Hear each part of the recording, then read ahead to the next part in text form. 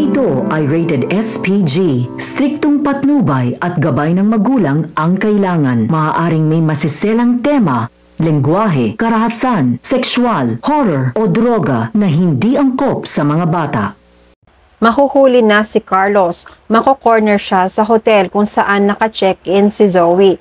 Tatawag ng pulis si Annalyn dahil alam niya ang ginagamit ni Carlos ang identity ni Jerry para makatakas siya sa mga otoridad. Abangan natin sa abot kamay na pangarap. Inabisuhan ni Giselle si RJ tungkol sa nalaman nila kay Zoe. Matagal nang alam ni Zoe ang tunay na pagkatao niya. Kaya nagtataka si Eric bakit ganun na lang ang reaksyon ni Zoe at nagawa pa nito na umakyat at balak na tumalon sa rooftop. Hindi naman naniniwala si RJ. Buo ang tiwala niya kay Zoe. Iniisip ni RJ na baka sinisiraan lang ni Justin si Zoe. Pero naninindigan si Eric sa inamin sa kanya ni Justin. Kung hindi man naniniwala si RJ, binalaan pa rin ni Eric si RJ na mag-ingat. Ganon rin si Giselle. Pinapag-ingat niya si RJ, lalo pa ngayon at pupunta muna siya sa Cebu. Noong magkaroon ng pagkakataon si Giselle na makausap si Annalyn ng masinsinan, nagpaalam na rin siya. Sinabi ni Giselle na aalis muna siya papunta sa Cebu. Binilin niya kay Annalyn na alagaan sina Obeng at Lynette. Nalulungkot man si Annalyn sa desisyon ng tita Giselle niya ay tumango siya at sinabing sigurado na maaalagaan niya ang kanyang mga magulang. Nakangiti si Giselle, pero meron pa siyang seryosong bilin kay Annalyn. Sabi niya kay Annalyn na mag-iingat sila, lalo na siya. Nagtaka si Annalyn, mag-iingat po? Bakit naman? Sumagot si Giselle. Alam naman natin na hindi pala tunay na anak ni Obeng si Zoe. Nagtataka pa rin si Annalyn. Mag-iingat po kay Zoe? Ano po ang ginawa ni Zoe? Wala naman po sigurong dapat ipag-ingat kay Zoe. Sabi ni Giselle. Well, let's just say, don't put your 100% trust on Zoe. Hindi pa rin ako kampante sa kanya. Nagtataka pa rin si Annalyn. Nagpatuloy si Giselle sa pagsasalita. Tama ang narinig mo, Annalyn. Hindi kayo dapat magtiwala kay Zoe. Dahil matagal na niyang alam na hindi siya anak ni Obeng. Nakakunot ang noo ni Annalyn. Hindi niya maintindihan. Paano po nangyari na matagal na po niyang alam na hindi siya anak ni tatay?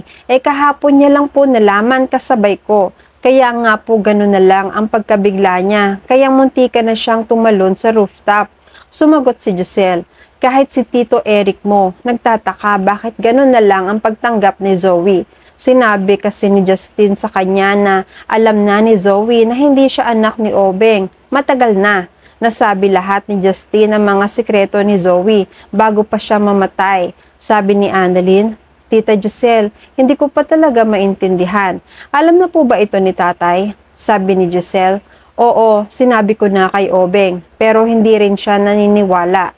Kaya ikaw ang pinag-iingat ko. Ayoko malagay kayo sa alanganin na naman. Basta kailangan niyong mag-ingat. Tumango si Annalyn. Tinawagan ni Annalyn ang nanay niya para tanungin kung may napag-usapan ba sila ni Tita Giselle niya. Nasa hotel pala sina Lynette at RJ. Dadalawin nila si Zoe. Natutuwa si Annalyn dahil gusto rin niya madalaw si Zoe. Para na rin hindi maramdaman ni Zoe na maiitsipwera siya sa pamilya kahit alam na ni na Annalyn ang totoo. Sabi ni Annalyn sa nanay niya ay susunod na lang siya sa hotel para sumama siya sa banding nilang pamilya kasama si Zoe. Pumayag naman si Lynette, ganun din si RJ. Maghihintay na lang sila kay Annalyn sa mismong unit ni Zoe.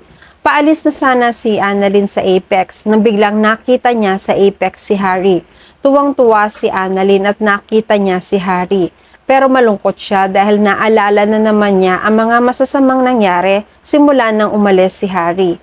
Ikinuwento lahat ni Annalyn ang mga hindi magagandang naganap sa buhay niya, pati na rin ang pagkawala ni Doc Lindon. Sinabi niya kay Harry na si Doc Carlos, ang daddy niya ang may gawa ng lahat. Nagagalit pa rin si Annalyn habang kinukwento ni Annalyn. Hindi makapaniwala si Harry na naging pariwara lalo ang daddy niya dahil sa obsession nito kay Lynette. Humingi ng tawad si Harry kay Annalyn para sa daddy niya. Sabi ni Annalyn, wala siyang dapat ihingi ng tawad dahil wala naman siyang kasalanan sa mga nangyari. Ang daddy niya ang may kasalanan. Hindi naman sila galit kay Harry, kaya wala siyang dapat ipag-alala. Gustong bumawi ni Harry kay Annalyn. Dahil sa sinabing ito ni Harry, inalok ni Annalyn si Harry na samahan siya sa hotel. Dadalawin nila si Zoe, kasama sina Lynette at RJ. Pumayag naman agad si Harry. Nung nasa hotel na sila, nag-login si Annalyn sa record book nang marinig niya ang sinabi ng isang receptionist. Ito lang ang mga guest natin sa itaas. Jerry Romualdo. Pamilyar ang pangalan na ito kay Annalyn. Napatigil siya sa pagsusulat. Nakatingin siya sa mga taong nagsasalita at pinakinggan ang usapan nila.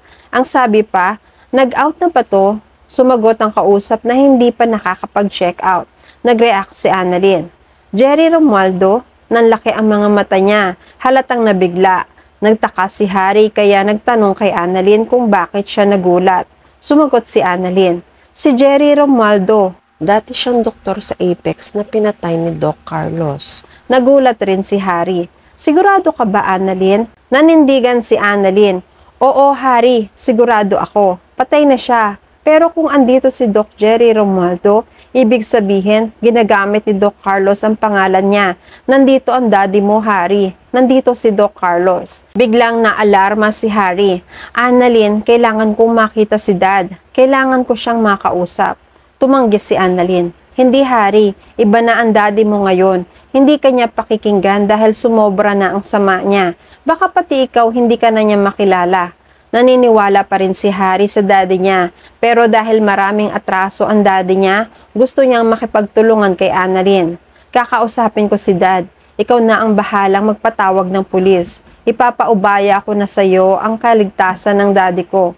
Ipapahuli natin siya pero wag sana siyang sasaktan o babarilin ng mga pulis. Pumayag si Annalyn. Nagpatawag na siya ng mga pulis para sumunod sa hotel. Sa kwarto ni Zoe, paalis na sana si Carlos nang biglang tumunog ang doorbell nito. Pinagtago niya si Carlos. Delikado kung makita siya rito ng kahit sino. Nang makahanap na ng pagtataguan si Carlos, binuksan na ni Zoe ang pintuan. Nagulat si Zoe na sina Lynette at RJ pala ang bisita niya. Nagtataka siya. Dad, anong ginagawa niyo dito? Mga nakangiti sina Lynette at RJ. Sabi ni RJ, hindi mo ba kami papapasukin? Nagdalawang isip si Zoe. Pero nahiya naman siyang hayaan na lang sa labas ang daddy niya. Pinapasok na ni Zoe sina Lynette at RJ. Kinakabahan si Zoe. Hindi makapagsalita si Zoe. Nahalata yun ni RJ. Zoe, parang natulala ka dyan. Okay ka lang ba? Nagpalusot si Zoe. Opo, Dad. Nabigla lang po siguro ako dahil hindi ko po inaasahan na dadalawin niyo ako dito. Napansin ni RJ ang cup at baso sa mesa. Kaya tinanong ni RJ kung may ibang bisita ba si Zoe. Nagsinungaling si Zoe. Sinabi niyang wala siyang kasama. Sa kanya ang cup.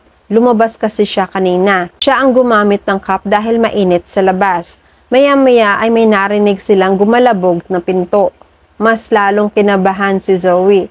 Nagtaka sina RJ at Lynette. May kakaiba silang nararamdaman. May kasamang bodyguard si RJ dahil delikado ang buhay ni RJ. Dahil na rin sa pagtatangka sa buhay niya nung banggain ang sasakyan nila. Alerto ang bodyguard. Sinabihan sina RJ na dumito lang muna at i-check niya kung ano ang naging sanhi ng ingay na narinig nila. Papunta sana si Zoe pero pinigilan siya ni RJ. Takot na takot si Zoe. Si Carlos naman ay nakikiramdam. Nakaabang na rin siya. Sakaling labanan siya ng kasama ni RJ. At yan ang mga pakakaabangan natin sa Abot Kamay na Pangarap. Please like this video and please subscribe to my channel. At magkita-kita pumili tayo sa mga susunod pang episodes.